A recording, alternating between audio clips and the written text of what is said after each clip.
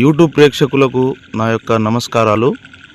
ఈరోజు నేను మీకు మరుగుమందులో అతి ముఖ్యమైన చెట్టుని మీకు పరిచయం చేయబోతున్నాను.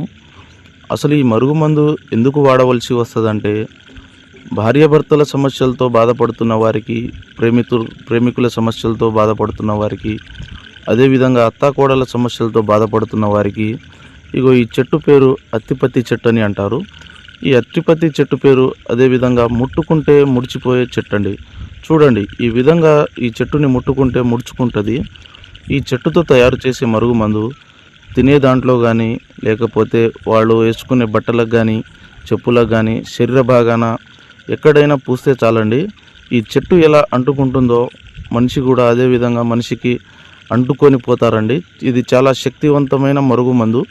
చాలామంది మరుగుమందని ఏదో ఒక మందు పెట్టి సైడ్ ఎఫెక్ట్కి గురవుతున్నారు. తీసుకునే ముందు చాలా జాగ్రత్తగా తీసుకోండి. ఈ కాలంలో మరుగుమందు కేవలం మంచికే వాడాలి, చెడుకు మాత్రం ఉపయోగించకూడదు. కేవలం మంచికే వాడాలండి. ఈ మరుగుమందు పెట్టడానికి అవకాశం లేని ఎడల దూరం ఉన్న వ్యక్తిని కేవలం 7 రోజుల్లో ఫోటో వశీకరణం చేసి, అఘోర వశీకరణం ద్వారా వాళ్ళు ఎంతటి మొండివారినైనా మన వైపు వశపరుచుకోవచ్చు. ఈ మందు తీసుకునే ముందు చాలా జాగ్రత్తగా తీసుకోండి. సర్వే జన సుఖినో భవంతు.